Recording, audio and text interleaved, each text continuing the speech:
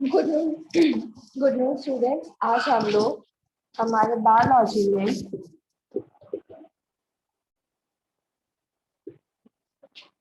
Topic continue करेंगे और topic है आज हम लोगों का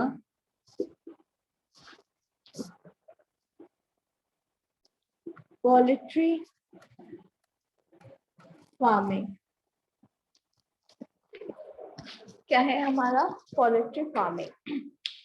Poultry is the rearing of domestic fowl, ducks, geese, turkey, guinea, flock, and some varieties of pigeon for their meat and eggs. हम क्या करते हैं? डोमेस्टिक फ्लोस को, जैसे आपके चिकन, डक, गीस, टर्की, गोइंग फ्लो, पिजन्स की अलग अलग वैरायटीज को क्या करते हैं? पालते हैं। किसके लिए? उनके मीट और उनके एग के लिए। India has become the fifth largest country in the world in poultry production. और जो इंडिया है ये क्या है? ये फिफ्थ लार्जेस्ट प्रोडक्शन पे है इसके पोल्ट्री फार्मिंग के। तो पोल्ट्री फार्मिंग में जो इंडिया की पोजीशन है वो क्या है? वो फिफ्थ पोजीशन है। The poultry industry is a cheap source of animal protein. जो पोल्ट्री इंडस्ट्री है ये क्या है? एनिमल प्रोटीन का चीप सोर्स है, ये सबसे सस्ता है। The specialized meat producing poultry birds are called it broilers.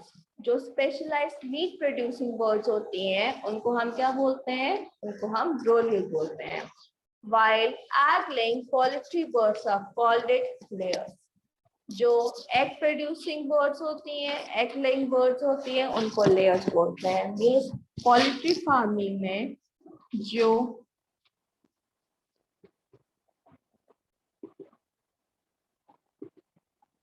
Meet producing birds होती हैं उनको बोला जाता है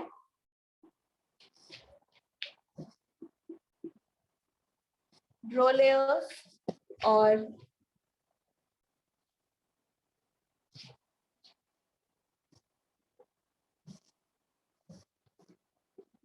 एग लेइंग बर्ड्स को बोला जाता है लेयर्स। ओके। Poultry breeds. अब पोल्ट्री ब्रीड्स क्या है और कौन कौन से हैं?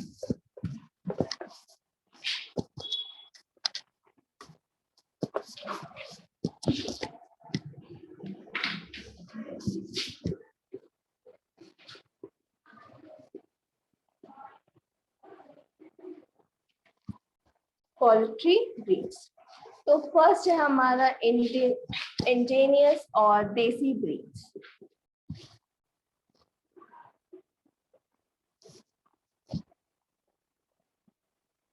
इंडिजिनियस और देसी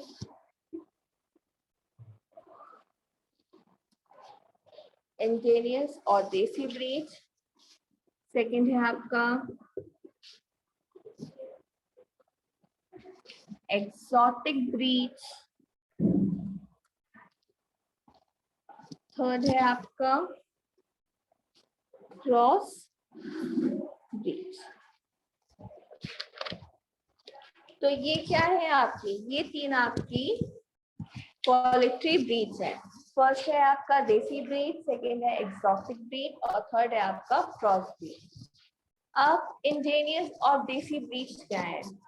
एंड एसील, छत्तीसगढ़, चिटागोंग, कोंची, कराखत, बुसरा, ये आपकी क्या है? ये आपके देसी ब्रीड्स हैं। एक्सोटिक ब्रीड्स क्या है? Australorp, white leghorn, Rhode, island red, black Minorca, white Sussex and बैरेट कालमाउस। ये क्या है? आपके एक्सोटिक ब्रीड्स हैं। With cross breeds क्या हो गए? Cross breeds are high yielding hybrid breeds developed in India. Means ये क्या है? ये ऐसे breeds हैं जो क्या करते हैं? जो ज्यादा से ज्यादा प्रोडक्शन करती हैं। और काफी अच्छी क्वालिटी की ब्रीड्स होती हैं, जैसे कि ILS82HH260B77। ये क्या है? ये हमारी क्रॉस ब्रीड्स है। अब नेक्स्ट आता है हमारा वेराइटी इम्प्रूवमेंट ऑफ पोल्ट्री। जो पोल्ट्री है उसमें कैसे इम्प्रूवमेंट करी गई है? Cross breeding between indigenous and exotic breeds is carried out to develop improved varieties for following desirable traits. अब क्रॉस ब्रीडिंग करी गई किसके बीच में? इंडिजिनियस और एक्सोटिक ब्रीड्स के बीच में, ताकि क्या हो सके, जो क्वालिटी है वो और अच्छी हो जाए और जो प्रोडक्शन होता है इनसे वो भी क्या हो और अच्छा हो जाए, इम्प्रूव हो जाए। तो फर्स्ट क्यों किया गया? To obtain chicks of better quality in more numbers, mean ज्यादा नंबर्स में क्या मिले? चिक्स मिले, पर उन चिक्स की क्वालिटी कैसी हो? बेटर हो। To develop breeds with low maintenance requirement, और कम पैसे में वो क्या कर सके, मीन्स कम खर्चे में वो ज्यादा अच्छी क्वालिटी के ब्रीड्स को पाल सके।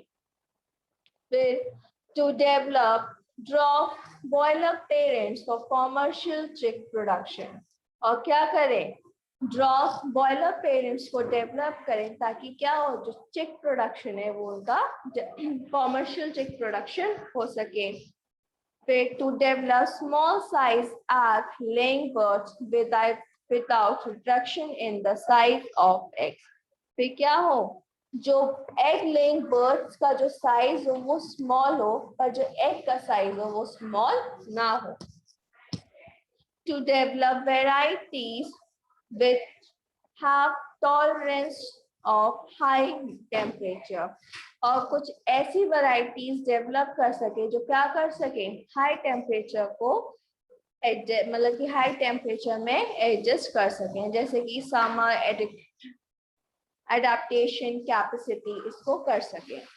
To develop breeds which can utilise cheap fibrous diet, और क्या करें, ऐसी ब्रीड्स को डेवलप करें जो क्या करें, चीप फाइब्रस डाइट का यूटिलाइजेशन कर सकें। ओके, तो बताइए पीयूष, इतना आपको समझ में आया?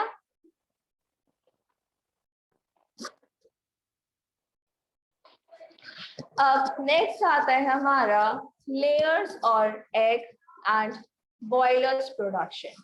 अब लेयर्स और बॉयलर्स का कैसे प्रोडक्शन किया जाता है? तो फर्स्ट आता है हमारा लेयर्स। तो लेयर्स कौन होते हैं? हेन्स होते हैं, जो एग लेइंग बर्ड्स होती हैं जिनको हम हेन्स बोलते हैं, वो क्या करती हैं, लेयर्स कहलाती हैं। Egg production is one of the important economic aspect of poultry। तो पोल्ट्री फार्मिंग का जो फर्स्ट एस्पेक्ट है, जो सबसे ज्यादा इंपॉर्टेंट चीज है, वो क्या है? एग प्रोडक्शन है।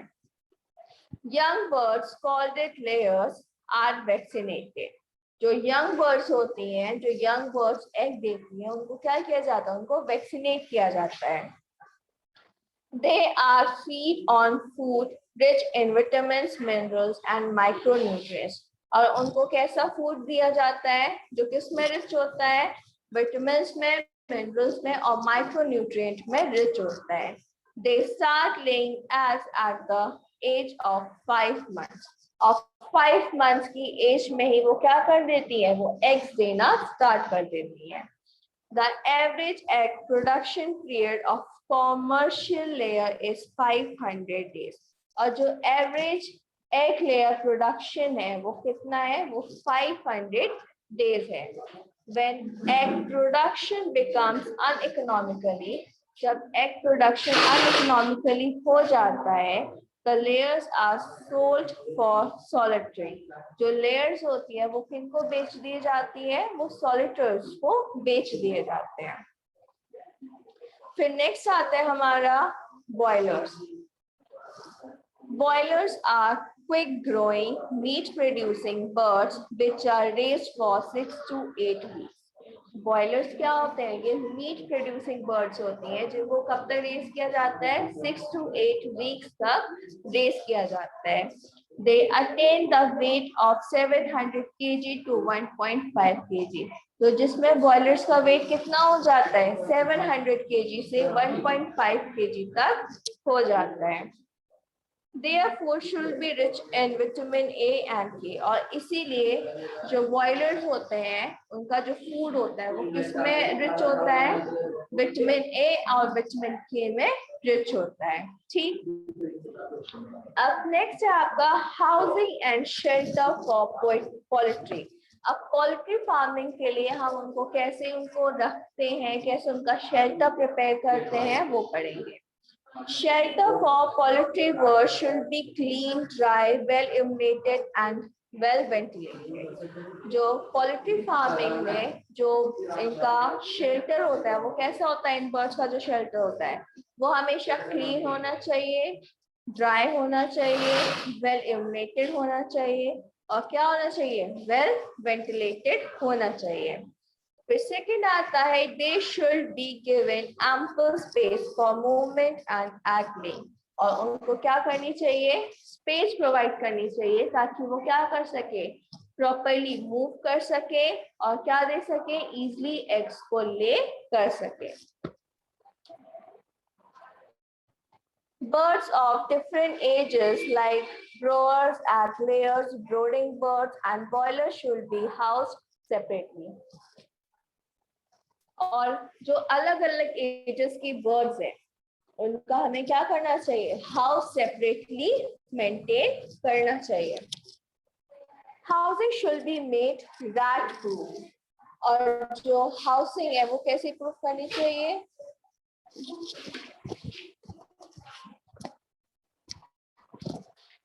जो इनका हाउसिंग है वो कैसे मेंटेन करना चाहिए? रैट प्रूफ होना चाहिए. And should be such that poultry birds will be protected from predators like cats and dogs. और उसके साथ साथ हमें पोल्ट्री बर्ड्स को किससे प्रोटेक्ट करना चाहिए? कैट्स और डॉग्स से भी प्रोटेक्ट करना है. फिर temperature in their living place should be kept between 34 degree Celsius to 38 degree Celsius. और इन बॉयलर्स का और हेन्स का जो लेयर्स हैं इनका जो शेल्टर का जो टेम्परेचर होता है वो आपको कहाँ तक रखना चाहिए? 34 डिग्री सेल्सियस से 38 डिग्री सेल्सियस तक के बीच में रखना चाहिए टेम्परेचर. तो ये था कैसे हम उनका शेल्टर को मेंटेन करते हैं. अब नेक्स्ट आता है हमारा पोल्ट्री फीड. अब हम पोल्ट्रीज को क्या खिलाते हैं?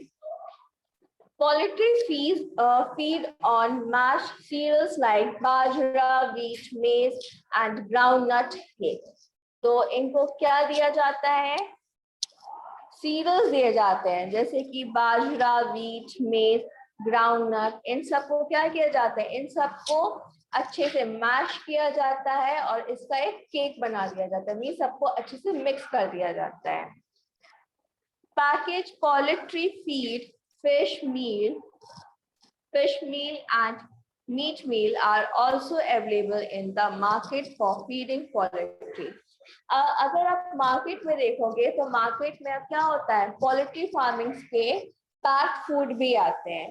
तो वो किस किस मतलब कि अलग अलग फ्लेवर्स में भी आते होंगे. जैसे कि हो गया फिश मील, हो गया मीट मील, हो गया. ये क्या है? ये भी मार्केट में अवेलेबल है. Boilers are fed with vitamin-rich food supplements having vitamin A and vitamin K. और जो बॉयलर्स होते हैं उनको क्या दिया जाता है? उनको रिच फूड दिया जाता है, न्यूट्रिएंट रिच फूड दिया जाता है. किसका? जिसमें क्या प्रेजेंट हो? विटामिन ए और विटामिन के अच्छे से प्रेजेंट हो. Layers need more nutritious food. और उसके साथ साथ जो लेयर्स होती हैं उनको भी क्या चाहिए होता है? उनको ज्यादा से ज्यादा न्यूट्रिशियस फूड चाहिए होता है. क्यों? ताकि वो क्या कर सके? अच्छे से जो एग्स है वो उनको ले कर सके. तो ये था आपका पोल्ट्री फीड कि हम जो पोल्ट्री फार्म जब हम पोल्ट्री फार्मिंग करते हैं तो उसमें जो हमारे कॉक्स और हेन्स हैं उनको हम क्या फीड कराते हैं. अब नेक्स्ट आते हैं डिसीजेस ऑफ पोल्ट्री बर्ड्स। अब पोल्ट्री बर्ड्स के कौन कौन से डिसीजेस हैं, मीन्स उनको भी डिसीजेस हो सकते हैं, तो उनके डिसीजेस क्या है? Poultry birds suffer from a numbers of diseases caused by virus, bacteria, fungi, parasites, as well as nutritional deficiencies. अब जो birds हैं उनको भी क्या हो सकती है? उनको भी numerous diseases हो सकते हैं। किसकी वजह से? वायरस, बैक्टीरिया, फंगी, पैरासाइट्स और न्यूट्रिशनल डिफिशियंसी की वजह से भी क्या हो सकती है? उनको डिसीज हो सकती है। अब यहाँ पे आपको कुछ डिसीजेस के नाम बताए गए हैं।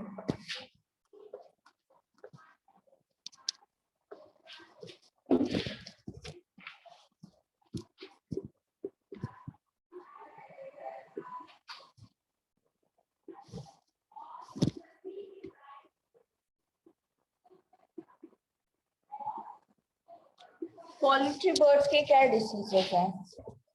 फर्स्ट है आपका बर्ड फ्लू, सेकंड है आपका रनिकेट,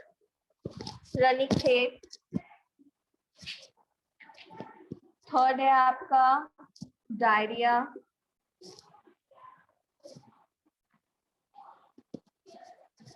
फोर्थ है कॉलरा,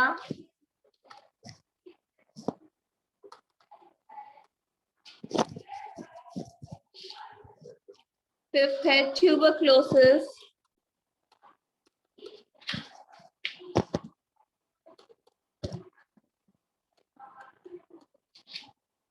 सिक्स्थ है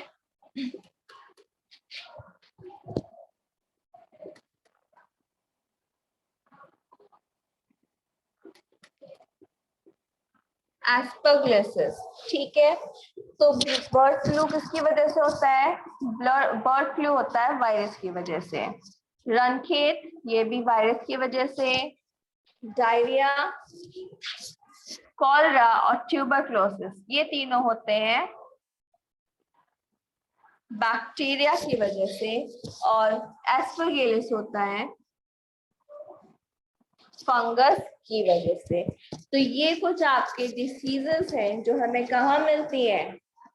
पोल्ट्री फार्मिंग में जनरली मिलती हैं। फिर नेक्स्ट आता है, अब इसके सिम्टम्स क्या है? सिम्टम्स है बर्ड फ्लू का डेफ्लेटेड फेदर्स, उनके फेदर्स काफी रफ हो जाते हैं, उनको फीवर आता है और इन्फ्लुएंजा लाइक सिम्टम्स होते हैं। फिर रनिखेत में फाटल लॉस ऑफ एपेटाइट, उनको ज्यादा भूख नहीं लगती है, सफोकेशन फील होता है, पैरालाइज हो जाती है। डायरिया में लूज मोशन हो जाते हैं और डिहाइड्रेशन हो जाता है। कॉलरा में लूज मोशन, डिहाइड्रेशन। ट्यूबरक्लोसिस में infection of lungs, intestine, fever and swelling of lung, उनको इंफेक्शन हो जाता है लंग्स में, इंटेस्टाइन में, फीवर होता है और क्या होता है? उनके लंग्स स्वेल कर जाते हैं। फिर एस्परगिलोसिस में fever, respiratory difficulty in respiratory, उनके रेस्पिरेशन में उनको डिफिकल्टी होती है। Discharge from nostril and eyes, और क्या होता है? उनकी नॉस्ट्रिल और आइज से क्या होता है? डिस्चार्जेस स्टार्ट हो जाते हैं। तो ये था आपके कॉमन सिम्टम्स और डिसीजेस, जो इन डिसीजेस के सिम्टम्स थे वो हमने पढ़े हैं। अब नेक्स्ट है prevention and control of poultry diseases. अब हम पोल्ट्री डिसीजेस मतलब कि इन पोल्ट्री डिसीजेस को कैसे प्रिवेंट कर सकते हैं? तो poultry diseases can be controlled by providing rich diet, proper housing, cleanliness and sanitization, spraying disinfections regularly and vaccinating against infectious diseases. क्या करें? हम उनको कंट्रोल कर सकते हैं। कैसे? अगर हम उनका जो डाइट है उसको प्रॉपर रखें, साफ सफाई रखें, सैनिटाइजेशन करें और उनको क्या करें? टाइम टू टाइम वैक्सीनेशंस देते रहें। इससे क्या होगा? जो पोल्ट्री डिसीजेस है वो नहीं होंगे। तो ये था आपका पोल्ट्री फार्मिंग के बारे में।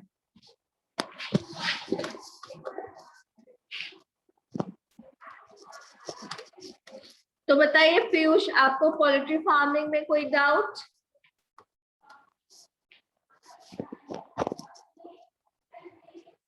पीयूष बताइए, आपको पोल्ट्री फार्मिंग में कोई डाउट है? आपको कुछ क्वेश्चन पूछना है पोल्ट्री फार्मिंग से रिलेटेड? नो। चलिए, तो अब हम आगे बढ़ते हैं और अब हमारा आता है फिश फार्मिंग। पोल्ट्री फार्मिंग के बाद हमारा नेक्स्ट क्या है? Fish farming. अब फिश फार्मिंग क्या है?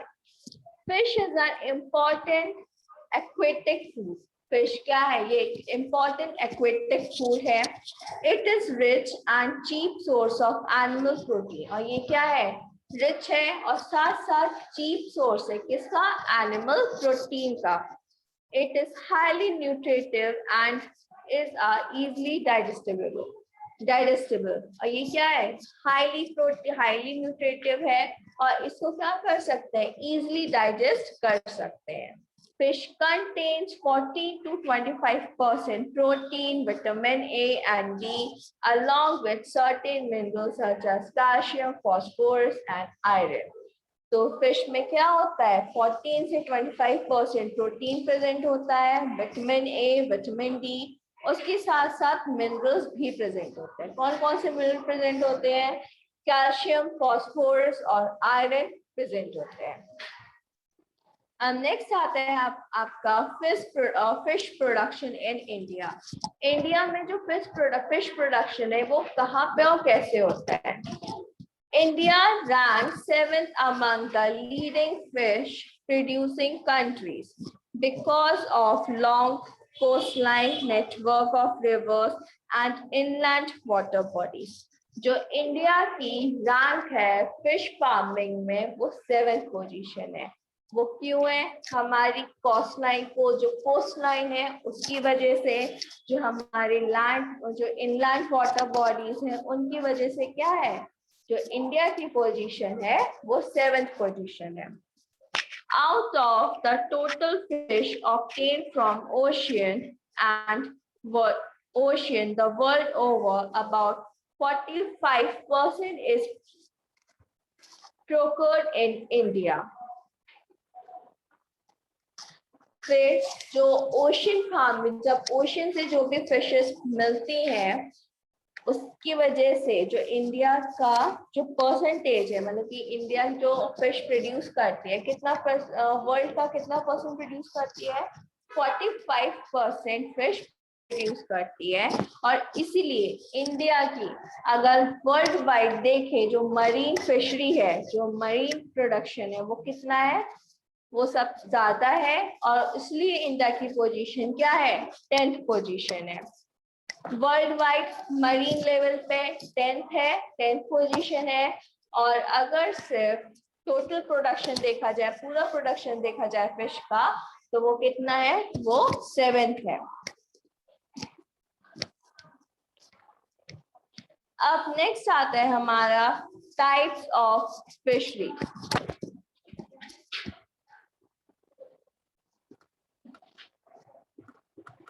Types of fish. अब फिश कितने टाइप्स की हैं? 2 टाइप्स की हैं। फर्स्ट है फाइन फिशरी और सेकंड है आपका शैल फिशरी।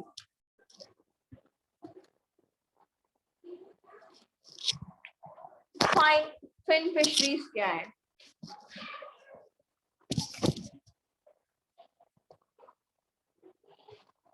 ये किस पे बेस्ड है?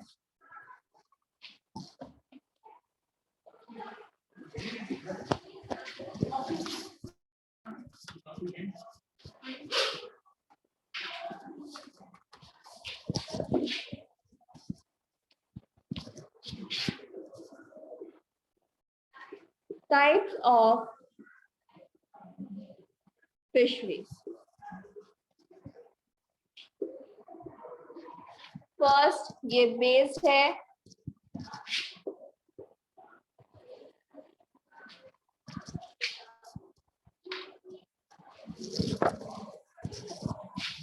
animals being कल्चर, सेकंड है nature of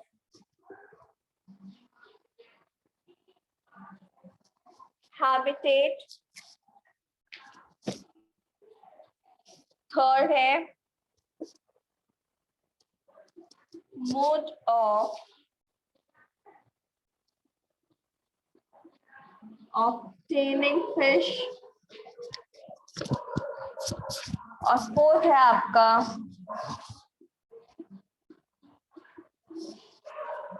composite fish culture. तो इसमें क्या है आपके, ये आपके टाइप्स ऑफ फिशरीज है। तो बीइंग कल्टिवेटेड में आते हैं आपके fin fishery and shell fishery. Natural habitat पे आते हैं आपके marine fishery, fresh water fishery,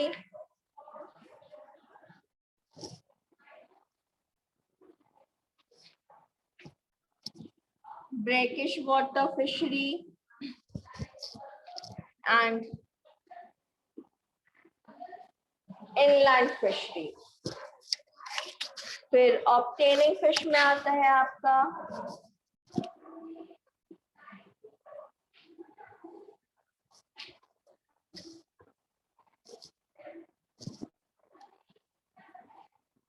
capture fishery,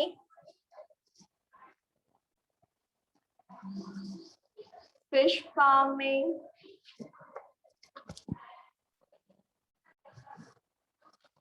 तो ये क्या है, ये है आपके टाइप्स ऑफ फिश फिशरीज और किसमें कौन कौन से टाइप्स के आपको मिल जाती है।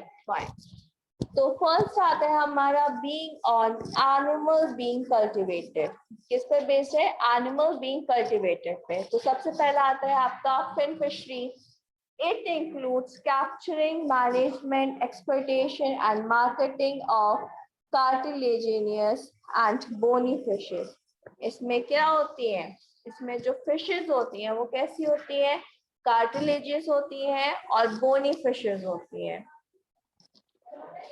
जो जिसको क्या करते हैं, कैप्चर करते हैं, उनको मैनेज करते हैं, उनको फिर क्या किया जाता है, दूसरी जगह भेजा जाता है सेल करने के लिए। ये आपकी फिन फिशरी। अब नेक्स्ट आती है आपकी शैल फिशरी। इसमें भी क्या होता है, कैप्चर किया जाता है, मैनेज किया जाता है, एक्सप्लॉयटेशन ऑफ कर्टेशियंस किया जाता है एंड मॉलिक्यूल्स। किसका एक्सप्लॉयटेशन किया जाता है, कर्टेशियंस एंड मोलस्क्स का।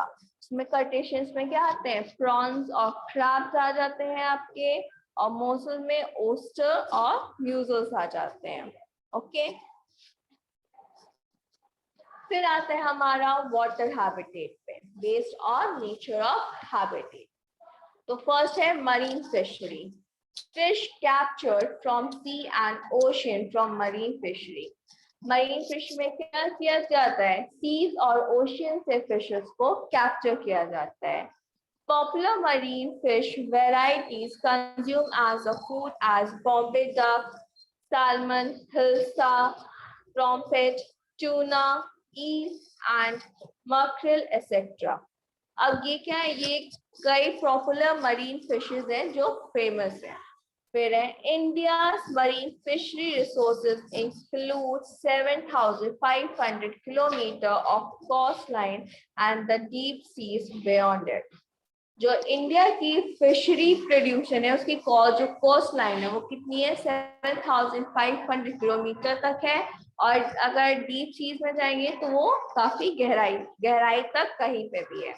Marine fishes are captured by, तो जो मरीन फिशेस होती है उनको कैसे कैप्चर किया जाता है। फर्स्ट है ट्रेडिशनल मेथड, मींस जिसमें क्या किया जाता है, फिश नेट और गियर ऑपरेटर्स यूज किए जाते हैं। मॉडर्न मेथड क्या है, ये ओपन ओशन से कैप्चर किए जाते हैं, जिसको हम इको साउंडर्स और सैटेलाइट्स की हेल्प से क्या करते हैं, फिश को लोकेट करते हैं और वहां पे जाके क्या कर लेते हैं, फिश को कैप्चर कर लेते हैं। फिर आते हैं आपका fresh water fishery. It includes fishes captured and cultured in freshwater which are systems such as rivers, canals, lakes, ponds, water reservoirs, and pipes. इनको हम कहाँ से कैप्चर कर सकते हैं, जो फ्रेश वाटर सोर्सेज है, जहाँ पे आपको फ्रेश वाटर मिल जाता है, वहां से हम इसको कैप्चर कर सकते हैं। फिर आता है आपका brackish water. It includes catching or cultivating fish varieties from brackish water of estuaries, mangrove swamps and lagoons. जहाँ से हम इनको कहाँ से कैप्चर करते हैं, मैंग्रोव स्वैम्प्स और लैगून्स के रूट से कैप्चर करते हैं। फिर आते हैं आपका inland fishery. Inland fishery deal with fresh water brackish water fishery. इसमें क्या होता है, इसमें फ्रेश वाटर और ब्रैकिश वाटर फिशरी दोनों इंक्लूड होती हैं। It account of 50% of total fish production in the country. और इसका कितना परसेंट आता है, फिश प्रोडक्शन में 50% आता है। India has about 1.6 million hectares of inland water and therefore has great potential for inland fishing. India में 1.6 मिलियन हेक्टेयर इनलैंड वाटर्स हैं, इसीलिए इंडिया में जो इनलैंड फिशरी है वो काफी ज्यादा स्टैब्लिश है। अब ऑब्टेनिंग फिशेस क्या है, मींस कैप्चर फिशरी, जिसमें हम क्या करते हैं, जो फिशेस नेचुरली ग्रो करती हैं मरीन में, इनलैंड वाटर में, उनको हम कैप्चर कर लेते हैं। फिर culture fishery and fish farming, इसमें क्या होता है, इसमें हम पालते हैं, रियर करते हैं, उनकी हार्वेस्टिंग करते हैं, कहाँ पे, मींस उनको पालते हैं, उनको फीड करवाते हैं, पॉन्ड्स में, टैंक्स में, लेक्स में, रिजर्वरीज में उनको पालते हैं। और इनको हम क्या बोलते हैं, मैरीकल्चर, एक्वाकल्चर और पेसिकल्चर के नाम से जानते हैं। Some marine fish of highly economic value are also cultured in coastal waters. और जो कोस्टल वाटर्स हैं उसमें जो मरीन फिशेस होती हैं वो क्या होती हैं, हाईली वैल्यूएबल होती हैं। This include fine fishery and shell fishery. इसमें फाइन फिशरी और शैल फिशरी दोनों इंक्लूड होते हैं। Culture of marine fishes, shell fishes and seaweeds are called it mariculture. जब हम मरीन फिशेस जैसे फाइन फिशेस, शैल फिशेस और सीवीड्स का कल्टीवेट करते हैं तो उसको हम मरीन कल्चर बोलते हैं। जब हम फाइन फिशेस, शैल फिशेस को फ्रेश वाटर में कल्टीवेट करते हैं तो वो क्या हो जाता है, आपका एक्वाकल्चर हो जाता है। और जब हम फिशेस को पालते हैं तो उसको क्या बोलते हैं, उसको हम पेसिकल्चर बोलते हैं। तो नेक्स्ट क्लास में हम कंपोजिशन फिश कल्चर और उसके एडवांटेजेस और उसकी क्या क्या इम्पोर्टेंस है उसके बारे में हम पढ़ेंगे। तो बताइए पीयूष, इतना आपको समझ में आया? Yes ma'am. अब नेक्स्ट क्लास आपकी 12:45 से है तो उसको आप ज्वाइन कर लीजिएगा। Okay, thank you students.